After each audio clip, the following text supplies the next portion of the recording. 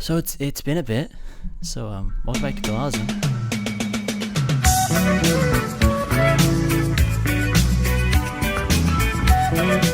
Alright, so welcome back to Golazo. My name is JK Mannion. This is Golazo for the week of March 12th, 2021. So a few things here. If you aren't aware, because I have like 11 new subscribers and I had 6,000 views on a video of my friend eating Taki Dust. This is what the channel normally is. I did upload another episode of Complete Nonsense a couple days ago, so I apologize if you think this is what this channel is. It's mostly me trying to pretend to be a soccer commentator and just make some fun videos for myself and my friends. But if you guys are welcome to stay, I'm going to try and make more videos that fit the Taki Dust theme just to keep you guys interested. Let's talk about the quick highlights from the week. Also, side note before we get into that, I will note that Chris Wilder does look like he's lost his job, but I haven't seen any solid confirmation yet. So I'm not going to fully report on that and do a whole thing on that. If he does get fired between now and next week, I will try and do a segment on that next week. First off, highlights of the week, Liverpool lost 1-0 to Fulham. Sorry, Evan. I told you I wasn't going to talk about it, but I am going to talk about it. Shocking. Awful. Any other manager would have been sacked at this point, but it's Klopp, so he won't be. Tottenham won 4-1 against Palace. Good result for Tottenham. They need to keep back into that race for Europe. Rangers won 3-0 against St. Mirren to secure their first title in 10 years. Congratulations to them. And Chelsea won 2-0 against Everton to secure themselves a little bit of leeway into the 4th spot in the Premier League to get back in the Champions League for next season. Let's get into the featured matches for this week.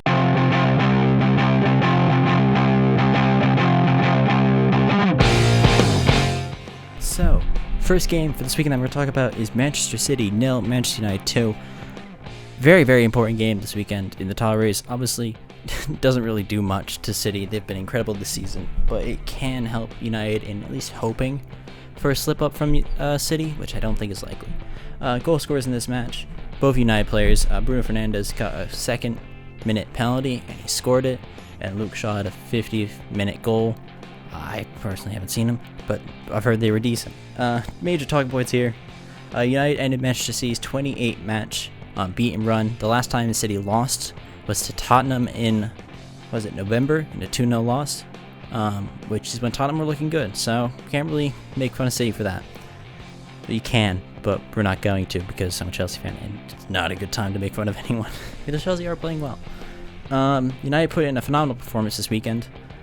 City had the majority of possession, but United used their chances well, and they scored 2 goals, which is all you need to do. City had 23 shots total, with 6 on target, where United had 8 shots with 6 on target themselves. I realized I forgot to put James up. Hang on. There we go. James is back. Bruno Fernandes scored his 16th goal of the season, his 12th penalty in 13 attempts since he joined United last January. Fair play to him. He does his job well, and I can't. He's a phenomenal player, so all respect to him. Rashford's assist for Luke Shaw's goal was his 10th of the season. First time he's ever actually reached double digits for assists, which again shows how well this United team is working out. The fact that Rashford isn't required to be scoring all the time like he used to be. And it's really working out for him well, as being a bit more of a playmaker this season. So looking forward to see how he develops. Would be a phenomenal asset if he starts playing well for England as well. The bigger question is, does this stop City from winning the league? No. It's still City's to lose. They're going to win the league in my opinion. It's going to be very interesting to see how the rest of the season develops, but I can't see anyone else but City winning. Alright, second game I want to talk about this week is Juventus 3, Porto 2. Goal scorers for Juve were Chiesa, who scored in the 49th and 63rd minute. I think I nailed that. I'm real proud of myself for that. Rabiot in the 117th minute for Juventus as well. Then Porto's goal scorer was Oliveira in the 19th minute from a penalty spot, and from 115th minute from one of the best free kicks I've seen in ages. And this bloke's sitting around, so tough bar. So, big talking points here. Huge upset for Porto. Did not look like they had a chance going into this draw. I honestly figured they would be one of the first teams out. I figured they'd be eliminated virtually in the first round, but they managed to win the first leg, and then they held on in the second leg. Did everything they had to do to get through. It's a fair play to them.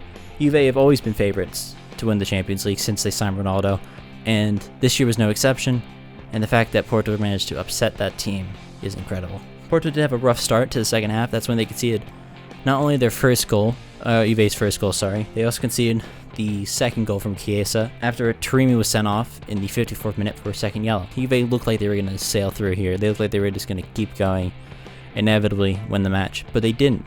Porto managed to fight back, and it went to extra time. Porto got the all-important away goal, which made it 2-2 overall, and the 115th minute from a fantastic free kick, one of the best free kicks I've seen in so long. It's just a low-driven banger from miles out, and no one would have expected it, because at that point you'd shoot over the wall, but no one was underneath the wall, so it just went right under there.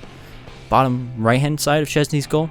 Fantastic. That's what you love to see in the Champions League, is innovation like that. And then Rebbia scored in the 117th minute, but it wasn't to be. Even though the final score on the day was 3-2 to Juventus, Porto managed to get through when it was a 4-4 draw in aggregate, with away goals going to Porto. Now, the big question is, how far are Porto going to get in the Champions League this season? I can't see them going super far, but I would like to see them potentially maybe make it to maybe semifinals. Is a big ask, but they can coast through and maybe keep this form up for the second round. Who knows? They did lose the match at the end of the day, and you need to be winning games.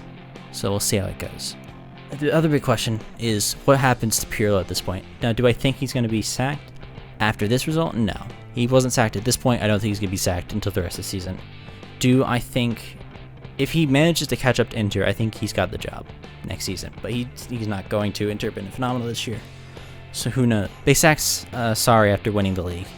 If Pirlo doesn't win the league, I think he'll have a bit more leeway because he's Pirlo, but Juventus are very unpredictable with their coach changes, so I don't see Pirlo staying in the job long if he doesn't start winning. Alright, that's going to be it for Golazo this week. I know it's really short and really quick. It's 6 o'clock as I'm recording this, and I'm trying to rush it out so it's out by 8, but who knows? Remember to like and subscribe if you enjoyed this video.